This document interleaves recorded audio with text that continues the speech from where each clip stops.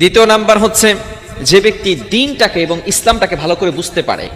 আল্লাহ পাক রব্বুল আলামিন যে ইসলাম দিয়েছেন, দ্বীন দিয়েছেন, এটাকে সে ভালো করে বুঝতে পারে। কেননা আল্লাহ তাআলার কাছে একমাত্র মনোনীত ধর্মের নাম কি বলেন তো? আল্লাহ তাআলা নিজে বলে দিয়েছেন 3 নম্বর পারার 11 নম্বর পৃষ্ঠার 5 নম্বর লাইন, সূরা আলে ইমরানের 19 নম্বর আয়াতে আল্লাহ তাআলা বলেন, ইন্নাদ দীনা ইনদাল্লাহিল ইসলাম, surely Islam is the only religion of Allah. আল্লাহ তাআলার কাছে একমাত্র মনোনীত ধর্মের নাম হচ্ছে ইসলাম।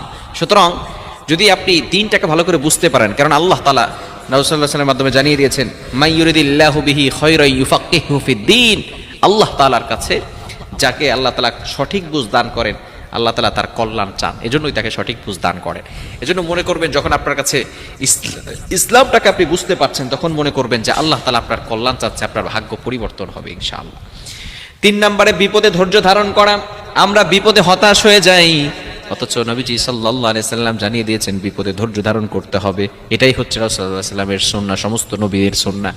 আল্লাহ পাক রব্বুল আলামিন সমস্ত নবীদেরকে পরীক্ষা করেছেন, বিপদ দিয়েছেন, কিন্তু বিপদে তারা হতাশ হয়।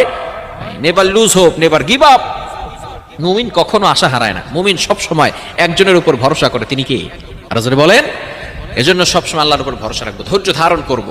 আপনার কাছ থেকে আল্লাহ তাআলা পরীক্ষা নেবেন, আপনাকে ধৈর্য ধারণ করতে হবে। আল্লাহ পাক রব্বুল আলামিন বলছেন বিপদে পড়লে কি করবেন।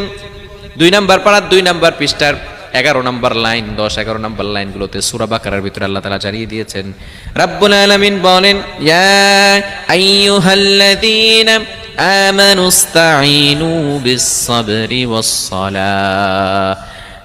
অবশ্যই যখন তোমরা বিপদে পড়বে তখন আল্লাহর কাছে সালাত এবং ধৈর্যের মাধ্যমে সাহায্য চাইবে। ইন্নাল্লাহা মা'আস সাবিরিন, নিশ্চয়ই আল্লাহ তাআলা ধৈর্যশীলদের সাথে আছেন। এজন্য অবশ্যই বিপদে ধৈর্য ধারণ করতে হবে।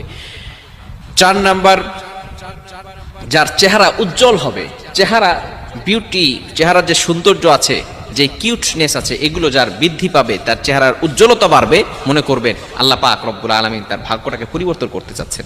অনেক মানুষ দেখবেন কালো, কিন্তু চেহারা একটা নূর আছে না নাই? তারা নামাজ পড়ে, আল্লাহর ইবাদত করে, আল্লাহ পাক রব্বুল আলামিন চেহারার ভিতরে নূর দিয়ে দিয়েছেন।